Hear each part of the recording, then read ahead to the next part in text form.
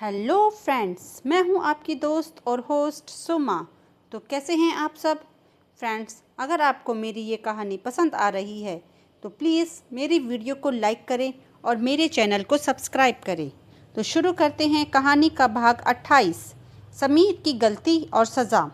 जानवी और ईशानी जब कॉलेज पहुंचे तो सब उन्हें ही देखने लगे। लड़के उनकी खूबसूरती को निहार रहे थे और लड़कियां उनकी खूबसूरती से जल रही थी। एक लड़का बोला, यार जानवी इतनी खूबसूरत है, यह तो मुझे आज ही पता चला। दूसरा लड़का कहता है, हाँ यार, अगर पहले पता होता यह भी ईशानी से कम खूबसूरत नहीं तो मैं कब का इसे पटा लेता। जानवी हमेशा ऐसे कपड़े पहनती थी जिससे उसकी पर्सनैलिटी बिल्कुल भी अच्छी नहीं लगती थी, पर आज हर्षित ने जो ड्रेस जानवी के लिए पसंद की थी वह जानवी की खूबसूरती को उभार रही थी। जानवी ईशानी से बोली, देख रही है सब कैसे तुझे घूर रहे हैं। मैंने कहा था ना यह ड्रेस तुझ पर अच्छी लगेगी, तो बेकार में ही परेशान हो रही थी। ईशानी जानवी से कहती है, मैंने कब कहा कि यह ड्रेस अच्छी नहीं है? वह तो मुझे इसे पहनने में इतनी परेशानी हो रही थी, इसलिए मैं यह ड्रेस नहीं पहनना चाहती थी। जानवी उसके कंधे पर हाथ रखते हुए बोली, पर जीजू ने तेरी परेशानी हल कर दी ना, अब तो तुझे इस ड्रेस से कोई दिक्कत नहीं होनी चाहिए। आदित्य का नाम सुनते ही ईशानी को आदित्य की उसकी डोरी बांधना याद आ गया और उसके होठों का स्पर्श वह अब भी अपनी पीठ पर महसूस कर रही थी, इसलिए शर्म से उसके गाल लाल हो गए। जानवी ने जब ईशानी को ऐसे शर्माते हुए देखा तो उसकी टांग खींचते हुए बोली, लगता है जीजू की याद आ गई। ईशानी जवाब देते हुए बोली, कुछ भी, चल जल्दी, प्रिंसिपल सर हमें बुला रहे हैं। और वह जानवी को लेकर चली गई। प्रिंसिपल सर उन दोनों से बोले, आज के चीफ गेस्ट का वेलकम तुम्हें ही करना है, इसलिए तैयार रहना। ईशानी बोली, सर आप चिंता मत कीजिए, हम चीफ गेस्ट का वेलकम अच्छे से करेंगे। पार्टी शुरू होने में वक्त था, इसलिए वे दोनों एक तरफ जाकर खड़ी हो गई। तभी समीर उनके पास आया। ईशानी को देखते ही समीर का दिल बुलेट की रफ्तार से धड़कने लगा। वह जानवी से बोला, वाह जानवी, आज तो तू बहुत सुंदर लग रही है।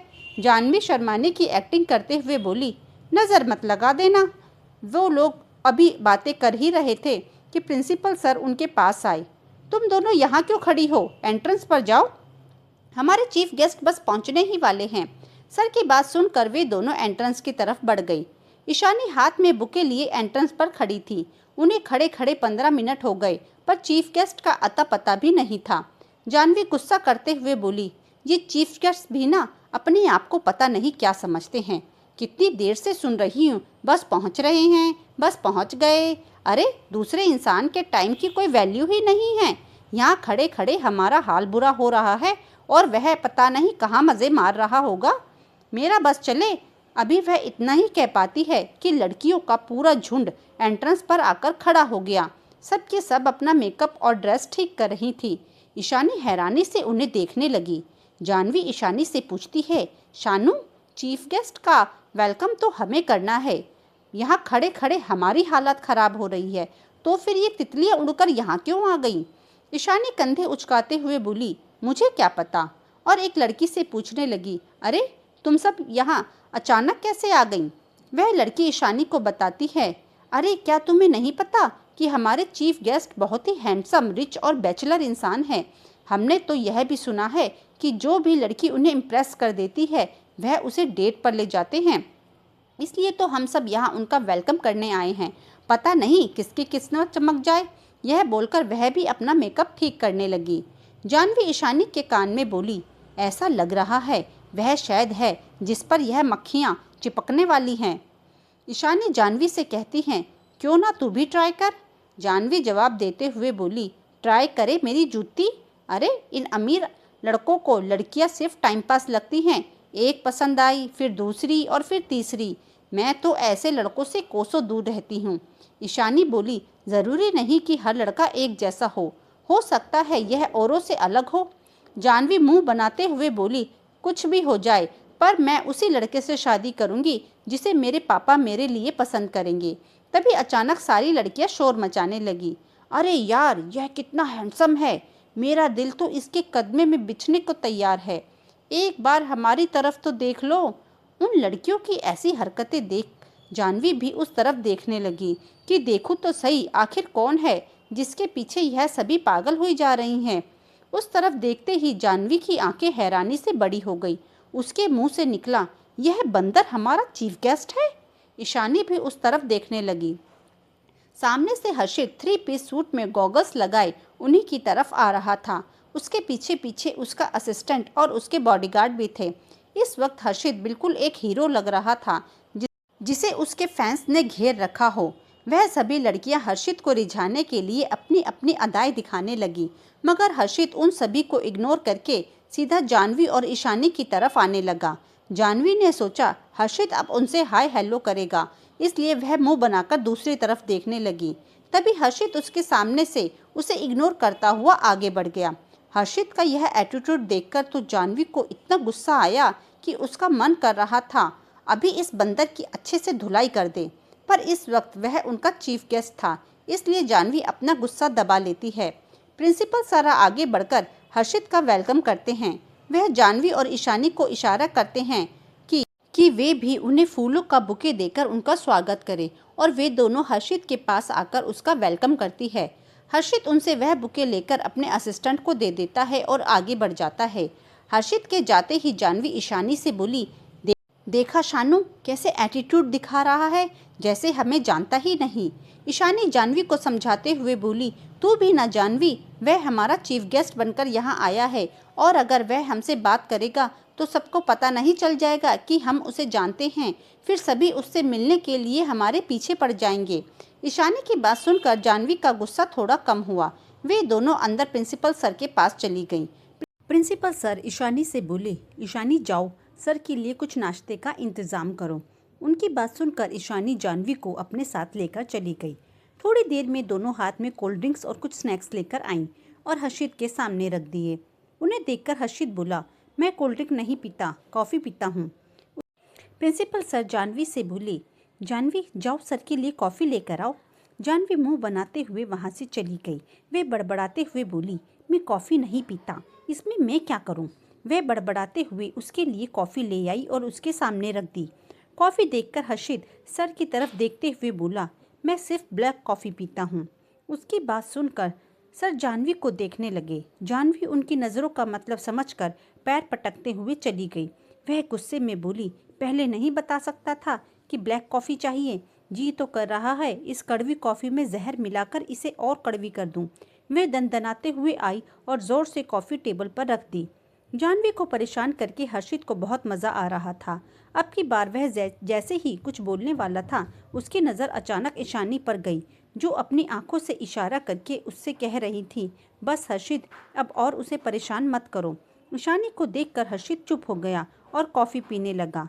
कुछ ही देर में स्टूडेंट्स की परफॉर्मेंस स्टार्ट हो गई। किसी ने डांस किया, किसी ने कविता सुनाई, किसी ने गाना गाया, कुछ लड़कियों ने ग्रुप डांस किया। सबकी परफॉर्मेंस के बाद सर हर्षित को लेकर स्टेज पर गए और उसे अपने अनुभव के बारे में बताने को कहा। हर्षित माइक में हाथ लेकर सभी स्टूडेंट की तरफ देखते हुए बोला, कॉलेज खत्म होने के बाद आप लोगों का असली ज़िंदगी से सामना होगा। तब आपको पता चलेगा कि ज़िंदगी क्या होती है, इसलिए मेहनत करने से कभी मत डरना। ज़िंदगी में मुश्किलें तो बहुत आएंगी, पर जो उन मुश्किलों को पार कर गया वही ज़िंदगी जी पाएगा, नहीं तो आप सिर्फ ज़िंदगी काट पाएंगे। उसकी बातें सुनकर सभी ज़ोर ज़ोर से तालियां बजाने लगे। हर्षित सर से बात करके वहां से निकल गया। उसके जाते ही कुछ देर बाद प्रिंसिपल सर भी चले गए। सर के जाते ही सभी की असली पार्टी शुरू हुई। चारों तरफ रंग बिरंगी लाइट्स जगमगा रही थी। तेज़ म्यूजिक बजने लगा। सभी उस म्यूजिक की धुन पर नाचने लगे। जानवी भी ईशानी का हाथ पकड़कर उसे सबके बीच ले आई और वे दोनों भी डांस करने लगी। थोड़ी देर बाद ईशानी और जानवी थक कर एक टेबल पर बैठ गईं। तभी समीर 2 ड्रिंक लेकर उनके पास आया और बोला, लगता है ज़्यादा ही डांस कर लिया, लो कुछ ठंडा पी लो। वह गिलास उन दोनों की तरफ बढ़ा देता है। समीर उनका अच्छा दोस्त था, इसलिए वे बिना किसी शंका के ड्रिंक पी लेती हैं। उनके ड्रिंक पीते ही समीर रजत और आशीष को थम्सअप का इशारा करता है। वे दोनों समीर का इशारा पाते ही खुश हो गए। उन्होंने एक वेटर को अपने पास बुलाया और उसे कुछ पैसे देकर समीर की तरफ इशारा करते हुए बोला, वह लड़का दिख रहा है, उस पर यह कोल्ड ड्रिंक गिरा देना ताकि उसके पूरे कपड़े खराब हो जाएं, और फिर उसे किसी तरह वॉशरूम भेज देना। वह वेटर पैसे अपनी जेब में रखते हुए बोला, आपका काम हो जाएगा। थोड़ी देर बाद ही ईशानी को चक्कर आने लगे। वह जानवी से बोली, जानवी मैं अभी आती हूँ। यह कहकर वह वॉशरूम की तरफ चली गई। ईशानी के जाते ही समीर भी जानवी से बोला, मैं अभी आता हूँ। यह कहकर जैसे ही वह जाने के लिए मुड़ा, एक वेटर उससे टकरा गया। वह समीर से सॉरी बोलते हुए कहता है, सॉरी सर, प्लीज़ माफ़ कर दीजिए, गलती से हो गया। समीर एक अच्छा लड़का था। उसने लोगों की मजबूरी का कभी फ़ायदा नहीं उठाया। वह उसे माफ़ करते हुए बोला, कोई बात नहीं। तभी वह वेटर समीर से कहता है, सर आपके कपड़े खराब हो गए, आप वॉशरूम में जाकर अपने कपड़े साफ कर लीजिए। जानवी भी बोली, हाँ वॉशरूम में जाकर अपने कपड़े साफ कर ले। समीर वॉशरूम चला गया। जैसे ही वह वॉशरूम के अंदर गया, किसी ने बाहर से दरवाज़ा बंद कर दिया। समीर दरवाज़ा खटखटाते हुए बोला, कौन है, दरवाज़ा खोलो। पर किसी ने दरवाज़ा नहीं खोला। किसी को उसकी आवाज़ सुनाई ही नहीं दे रही थी, क्योंकि म्यूज़िक बहुत तेज़ बज रहा था। दूसरी तरफ जानवी बैठी ईशानी का इंतज़ार कर रही थी। तभी वही वेटर जानवी के पास आया और बोला, मैडम, वह जो मैडम आपके साथ थी वह आपको वॉशरूम में बुला रही हैं। उसकी बात सुनकर जानवी भी वॉशरूम की तरफ जाने लगी। अब तो उसका भी सर भारी होने लगा। वह वॉशरूम की तरफ जा ही रही थी कि उसे ईशानी की आवाज़ आई। वह आवाज़ की दिशा में बढ़ गई। जानवी देखती है, दो लोगों ने ईशानी को पकड़ रखा है और ईशानी उनसे बचने के लिए अपने हाथ पैर चला रही है। जानवी अपना सर पकड़कर ईशानी के पास जाने लगी। जब उन लोगों ने देखा कि जानवी भी उनकी तरफ आ रही है, तो रजत आशीष को जानवी को पकड़ने का इशारा करता है। आशीष ईशानी को छोड़कर जानवी की तरफ बढ़ने लगा। जैसे ही वह जानवी के पास पहुंचा, जानवी ने एक जोरदार मुक्का उसके मुंह पर मारा, जिससे वह कुछ दूर जाकर गिरा। अपनी पूरी ताकत लगाने के कारण जानवी भी थोड़ा लड़खड़ा गई। आशीष को समझ आ गया कि जानवी पर भी दवाई का असर हो रहा है। वह जल्दी से उठा और पीछे से जानवी को पकड़ लिया। अब जानवी आशीष के कब्जे में और ईशानी रजत के कब्जे में थी। वे दोनों उन्हें लेकर एक खाली कमरे में घुस गए। ईशानी लगातार रजत से बचने की कोशिश कर रही थी। साथ ही साथ वह जानवी को भी आवाज़ लगा रही थी। जानवी थोड़ा बेहोशी की हालत में थी। ईशानी की आवाज़ सुनकर वह कुछ होश में आई और उसने अपनी आंखें खोली, तो उसके सामने आशीष का चेहरा था, जो अपनी गंदी नज़रों से उसे घूर रहा था। जानवी उसे मारने के लिए कुछ ढूंढने लगी। तभी उसका पर्स उसके हाथ लग गया। उसने अपना पर्स उठाया और जोर से आशीष के सिर पर मारा। पर्स के अंदर जानवी का फ़ोन था, जो उसके पर्स से निकलकर ईशानी के पास जा गिरा।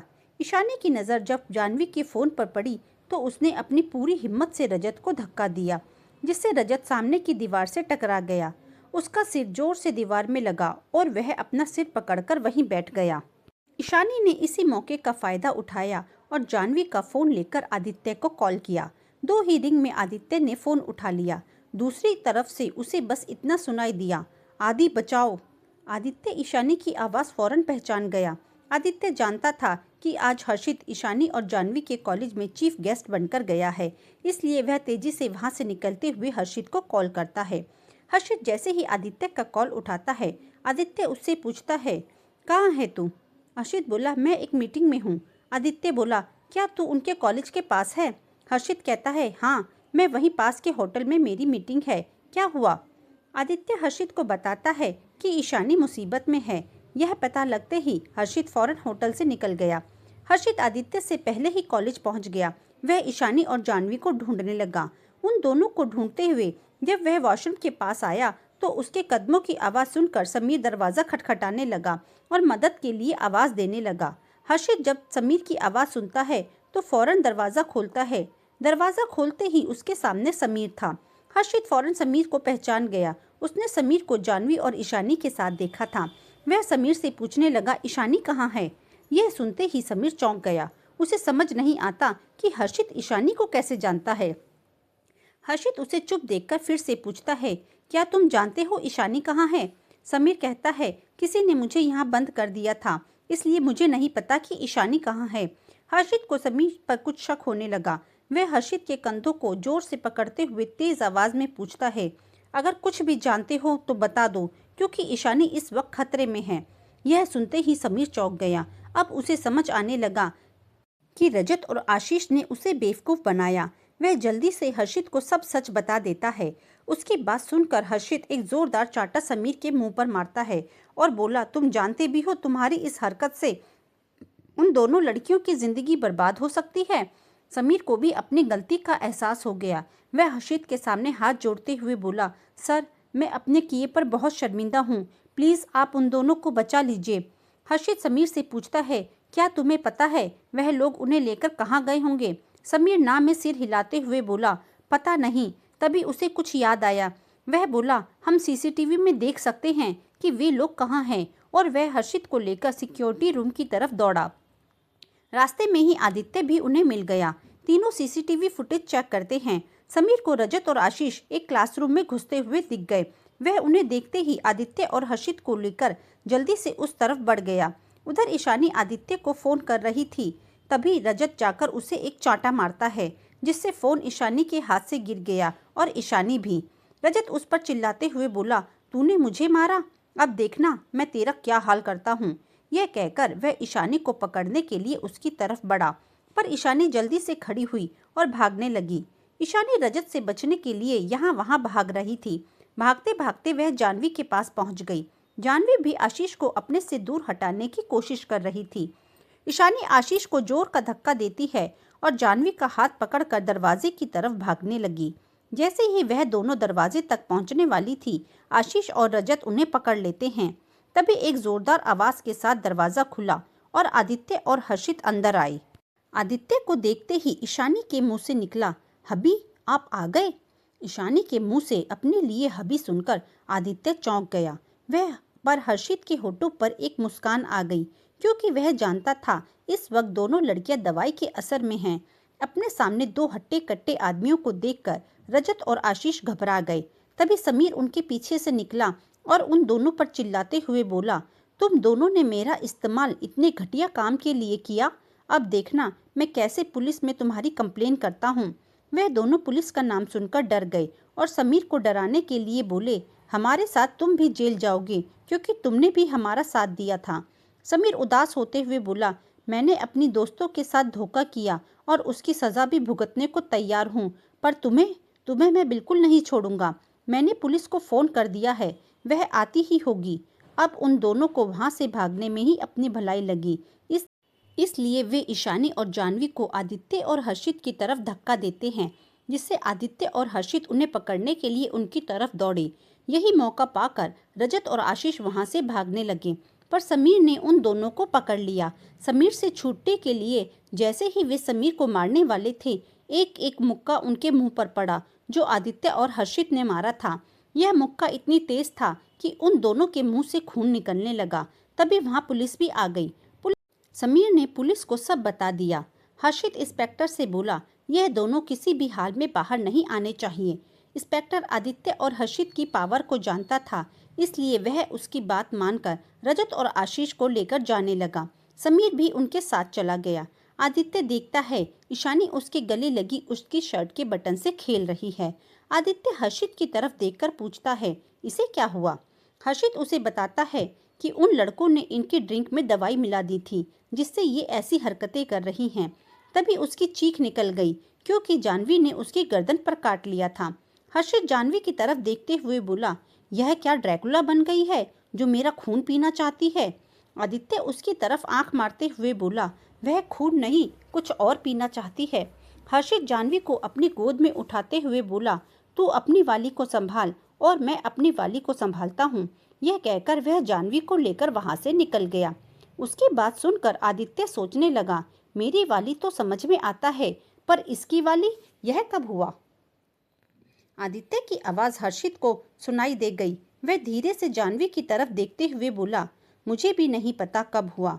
इस वक्त उसके होठों पर एक बड़ी सी मुस्कान थी। वह जानवी को लेकर अपनी गाड़ी में बैठ गया। जानवी हर्षित की बगल वाली सीट पर बैठी थी। वह उससे सीट बेल्ट लगाने को कहता है, पर जानवी को तो हर्षित की बात सुनाई ही नहीं दे रही थी।